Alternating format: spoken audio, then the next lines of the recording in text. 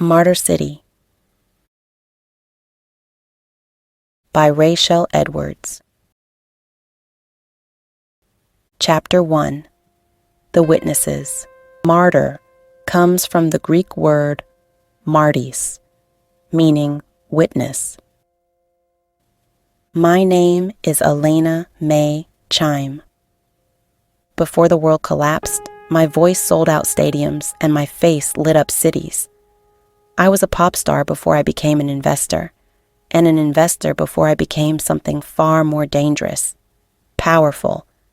I poured my money into science, health research, weapons development, philanthropy, anything that promised longevity.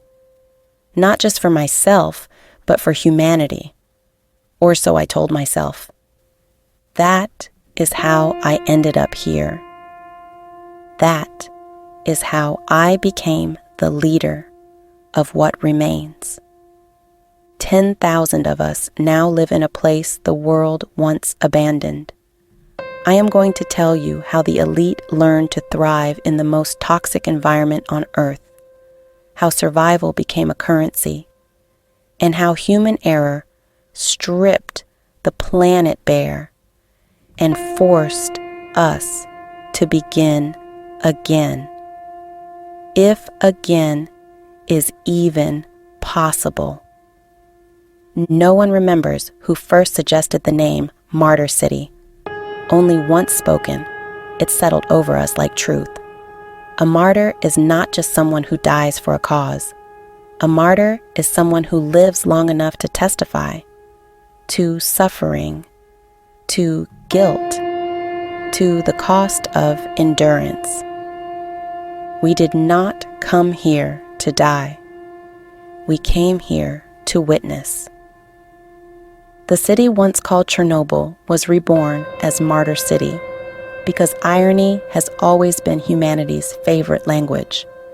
This was a place for those wealthy and intelligent enough to refuse extinction, yet cursed to survive inside a lie of safety. Radiation shielding us from a fate far worse than death. The world ended quietly at first. No mushroom clouds, no sirens, no speeches, just numbers. An unusual fever in port cities, a spike in unexplained aggression. Neural inflammation buried in medical reports no one wanted to read closely.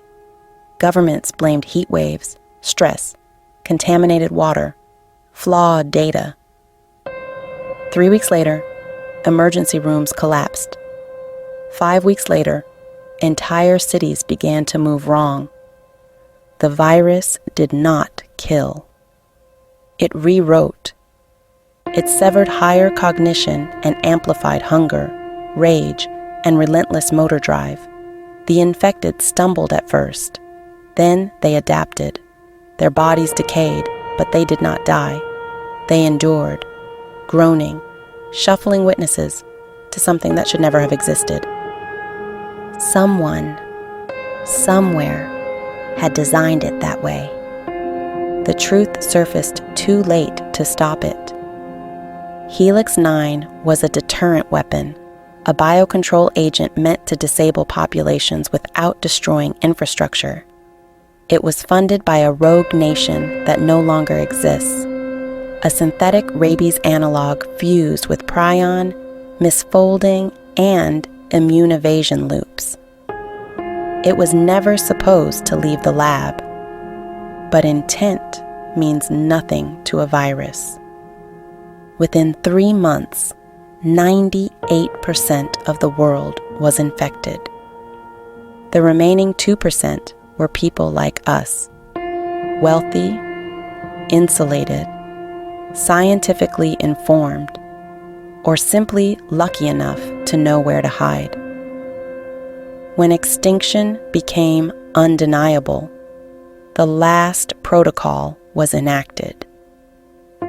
10,000 individuals, political leaders, virologists, nuclear engineers, epidemiologists, surgeons, tacticians, sociologists, were extracted from bunkers, fortified enclaves, and submerged submarines. We were flown under armed escort to the one place no one else wanted: Chernobyl. Radiation had already claimed this land decades earlier, but radiation, unlike Helix 9, was predictable, measurable, old. The soil was poisoned. The forests twisted into watchful, silent things. Zones glowed on our maps in colors we pretended to trust. But the virus could not survive here. Compared to a world crawling endlessly with the infected, it felt almost merciful. We built Martyr City inside the exclusion zone. Prefabricated housing rose in sterile grids. Water was filtered by nuclear hydrologists who once testified before international courts.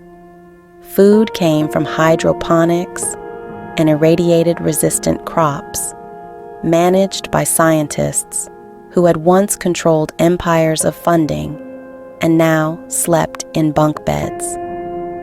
10,000 of the greatest minds on Earth, reduced to arguing over generator access. They arrived speaking dozens of languages, dragging centuries of grudges behind them. Former presidents shared corridors with people they had sanctioned into starvation. Surgeons argued with ethicists. Believers prayed. Data-driven minds scoffed.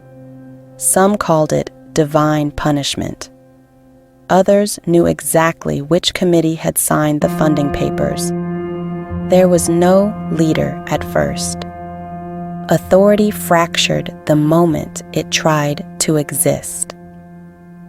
On the first night, we heard them.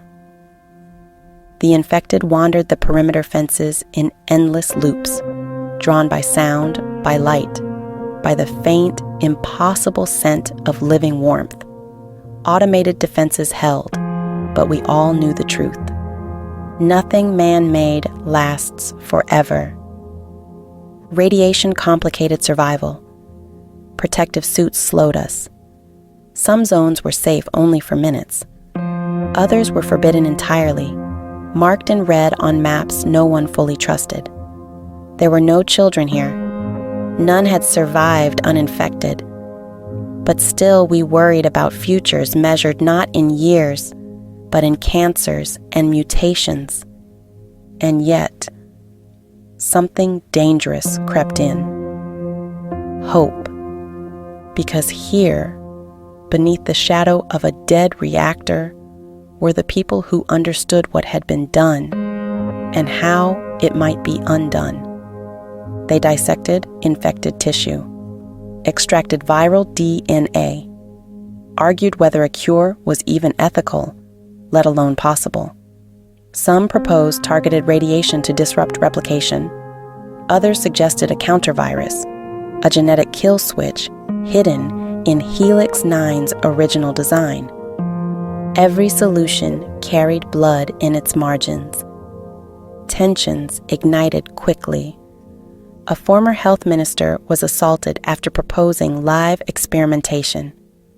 A celebrated German scientist was found dead in a restricted zone, officially an accident. Food riots nearly erupted when a ration algorithm miscalculated protein by 12%. Martyr City didn't need monsters outside the fence to be dangerous. It was already a pressure cooker of guilt, fear, and stripped bare power. And still, we chose survival.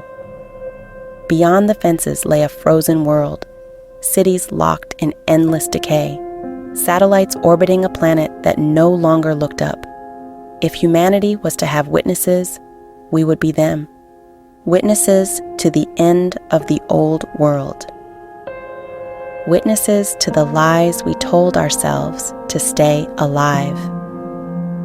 Witnesses to whatever comes next. Witnesses to a real-life new world order. And whether history forgives us or not, I will make sure it remembers.